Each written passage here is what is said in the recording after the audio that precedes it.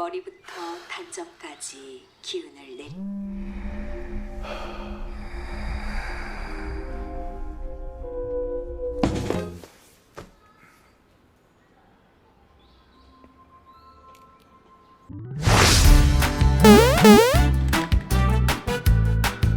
Halo guys, apa kabar kalian? Kembali lagi di sini bersama gue PD.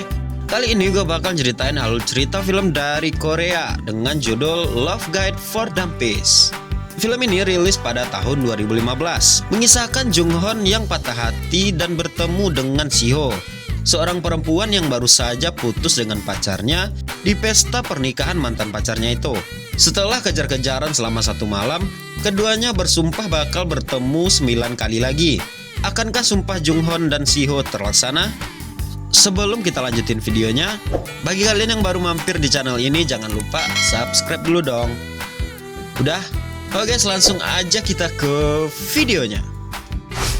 Cerita diawali dengan terlihat sesosok pria yang sedang berdandan. Pria itu bernama Yo Jaeng Hon atau disingkat dengan Jung Hon. Cerita pun dialihkan ke sebuah acara pernikahan. Terlihat seorang wanita sedang memotret pasangan yang menikah secara diam-diam. Jung Hon yang hadir di pesta tersebut malah mabuk-mabukan. Lalu ia mengambil makanan di pesta itu. Ia berjalan sempoyongan karena mabuk. Di ujung meja ia melihat salmon sushi yang hanya tertinggal satu. Ia pun mengambil dan langsung melahapnya.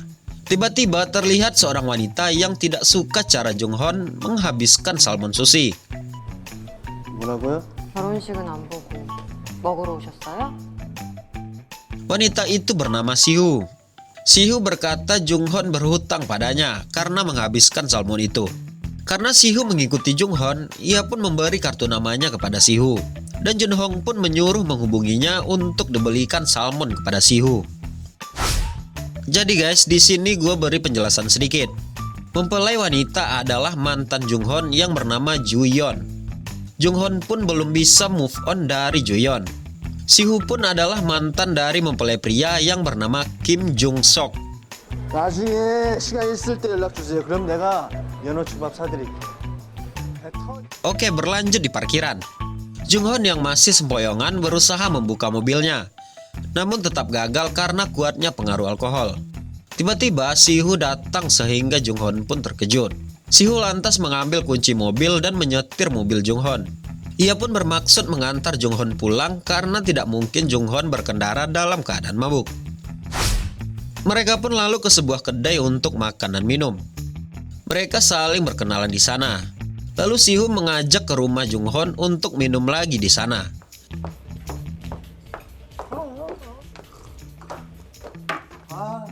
Sesampainya di rumah Jung Hon, mereka pun minum sambil bersulang. Saat mereka menambah minuman, bel pintunya berbunyi. Ternyata Deok Re, teman dari Jung Hon, datang untuk mengajak minum. Namun Jung Hon pun melarang temannya untuk masuk, serta mencari alasan agar Deok Re tidak bisa masuk. Di dalam, Sihu terlihat berdandan dan menelan cukup banyak pil obat penenang. Setelah berhasil mengusir Deok Re, Jung Hon pun mencoba membuka pintu rumahnya, namun dia terlupa dengan passwordnya. Tiba-tiba dari dalam Sihu membukakan pintu.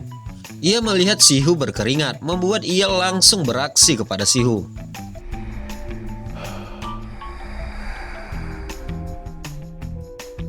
Mereka pun lantas wik-wik dengan ganas malam itu, sehingga membuat kamar Jung Hon menjadi berantakan.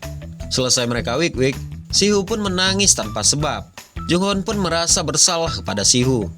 Lalu mereka pun tertidur. Lanjut ketika Jung Hon terbangun dengan keadaan sudah sadar. Ia terkejut melihat Sihu yang tidur di lantai. Ia mencoba membangunkan Sihu, namun tidak ada tanda-tanda Sihu bakal bangun. Dengan panik, ia membawa Sihu dengan ambulan.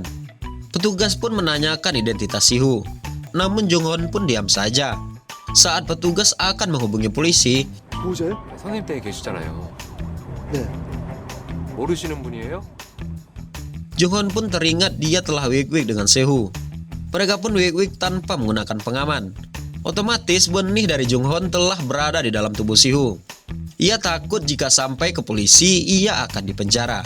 Lalu ia pun akhirnya mengakui bahwa Sihu adalah pacarnya. Sesampainya di rumah sakit, Sihu pun muntah dan mengeluarkan pil yang telah ditelannya. Dokter pun mengatakan Sihu terlalu banyak menelan pil obat penenang dan obat tidur.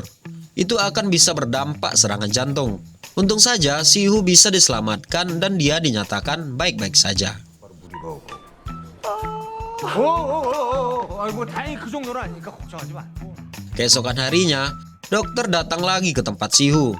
Ia melihat keadaan Sihu, lalu menyimpulkan setelah Sihu terbangun, ia akan bisa pulang. Ia berpesan kepada Junghon untuk menjaga Sihu dengan baik. Lalu ceritanya berlanjut ketika Junghon mengajak Sihu untuk makan di sebuah kafe. Junghon menanyakan kenapa membunuh diri di kamarnya. Ia pun teringat bahwa Sihu adalah mantan Kim Jung Seok yang merupakan suami mantannya yang nikah kemarin. Sihu pun dengan polosnya menjawab pertanyaan Junghon karena dia ingin balas dendam terhadap mereka. 왜 하필 우리 집이야? 일부러 죽으려고 택한 내가. Mereka pun cekcok di kafe itu karena Junghon merasa dimanfaatkan oleh Sihu. Di situ Junghon pun memutuskan untuk pergi.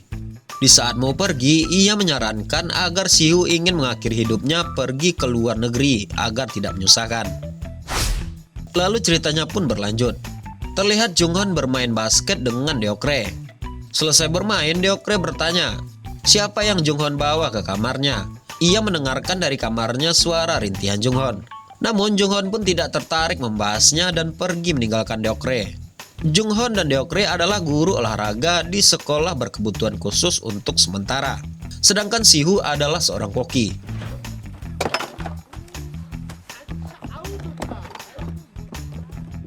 Lalu diadakan rapat yang dipimpin oleh kepala sekolah bernama Miss Kim. Miss Kim tertarik kepada Junghon. Ia pun memberikan minuman untuk Junghon walaupun Deokre berusaha ingin mengambil minuman tersebut. Namun Miss Kim tetap memberikan kepada Junghon. Perlu diketahui Deokre menyukai Miss Kim. Lalu Junghon dan Deokre pergi ke sebuah tempat. Deokre memberikan selamat kepada Junghon karena berhasil mendapatkan hati Miss Kim. Walaupun Deokre menyukainya, tetapi dia tidak cemburu dan memberikan wejangan kepada Junghon bagaimana cara wik-wik dengan benar. 낙장 오케이 깨끗하게 인정. 나에 대한 굴락. Beralih ke Sihu. Di sini Sihu terlihat sedang berada di salon sedang membaca majalah. Tiba-tiba ia mendapatkan telepon dari mantannya Kim Jung Seok. Mantannya itu meminta tolong agar Sihu menjemputnya karena Kim Jung Seok dalam keadaan mabuk. Kim pun curhat kepada Sihu bahwa ia menyesal telah menikah dengan Juyeon. Ia beralasan menikah cepat agar orang tuanya bisa melihat dia menikah karena ibunya Kim sedang sakit. Lantas di akhir pembicaraan, Kim meminta Sihu untuk memainkan otongnya.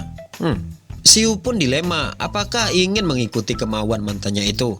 Tetapi ia langsung memukul Kim dan berkata suruh saja istrimu yang melakukannya dan keluar dari mobil ini.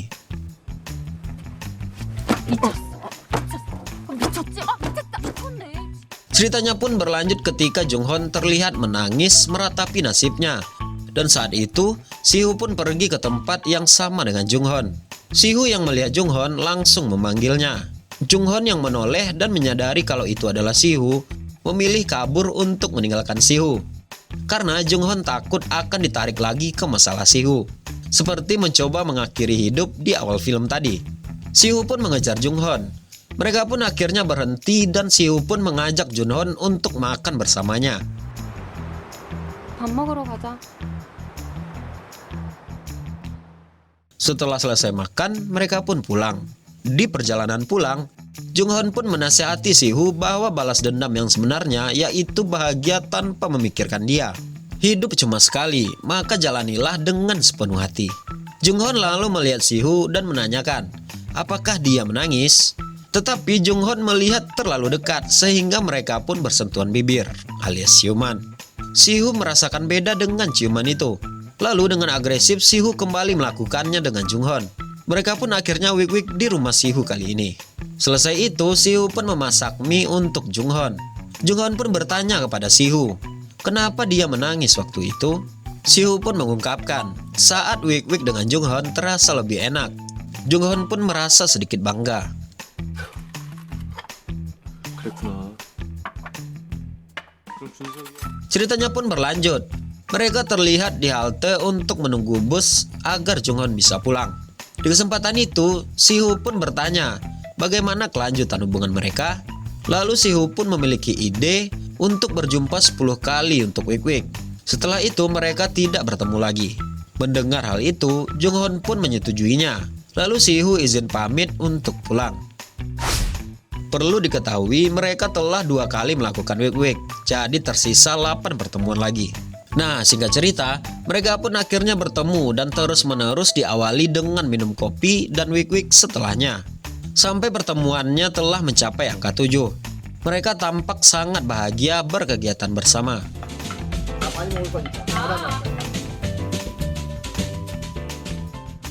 Ceritanya pun berlanjut. Terlihat Yeon menyuruh Sihu untuk masak dan menyiapkan catering untuk pembukaan rumah sakit Kim. Sedangkan Junghon duduk dengan Deokre di sebuah bar.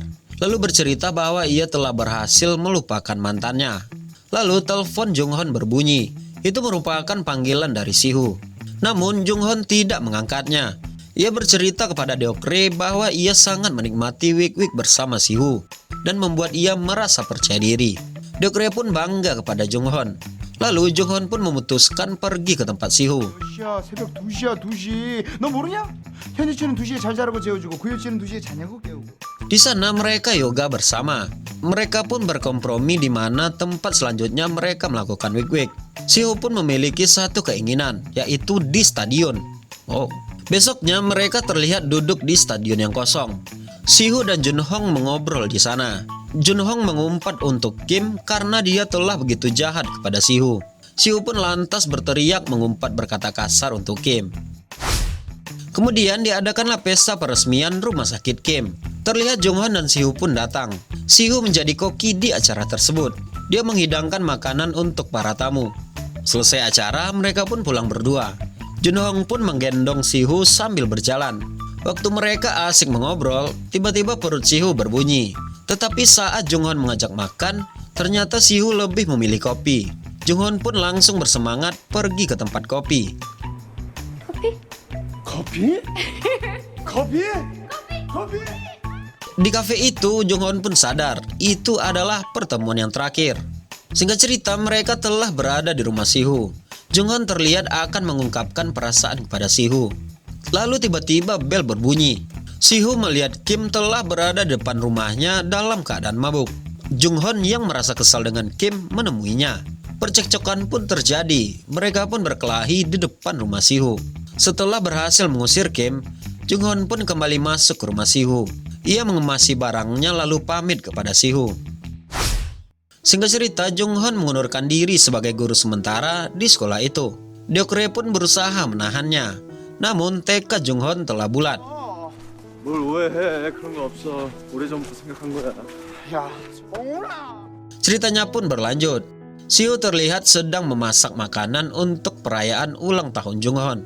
Ia pun pergi ke tempat Junghon dan berada di kamar Junghon.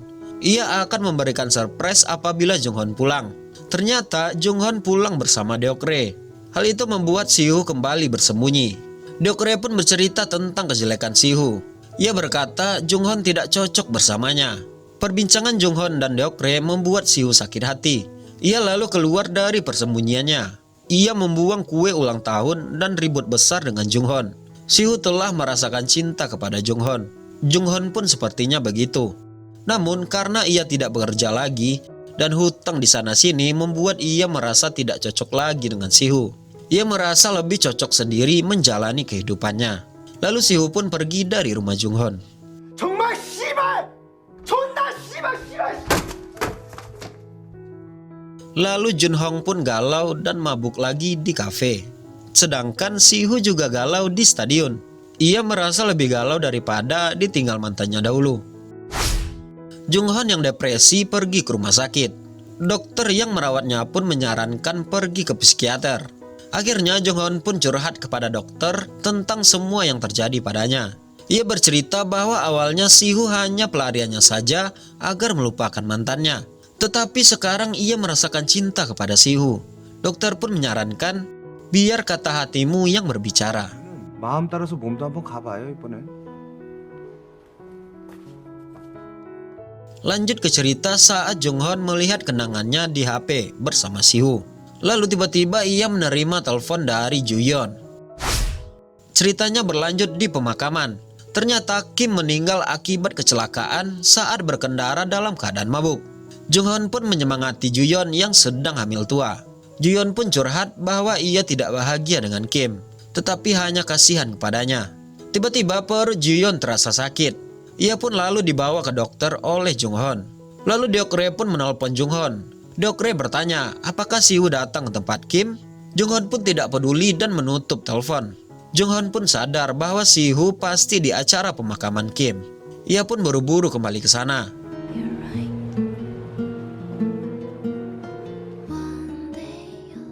Akhirnya mereka pun bertemu. Ia menyampaikan bahwa kue ultah yang dibuang Sihu, Jung-hoon tetap memakannya. Ia pun lalu meminta maaf kepada Sihu.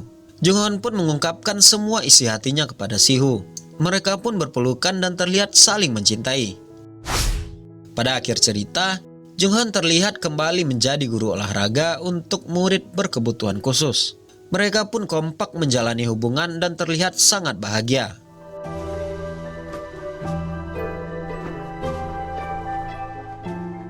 Dan tamat. Oke guys, menurut gue film ini cukup enak untuk ditonton karena tidak terlalu berat dan memiliki kelucuan serta kesedihan yang seimbang. Lalu akhir yang bahagia membuat penonton pun bakal senang menontonnya hingga akhir cerita.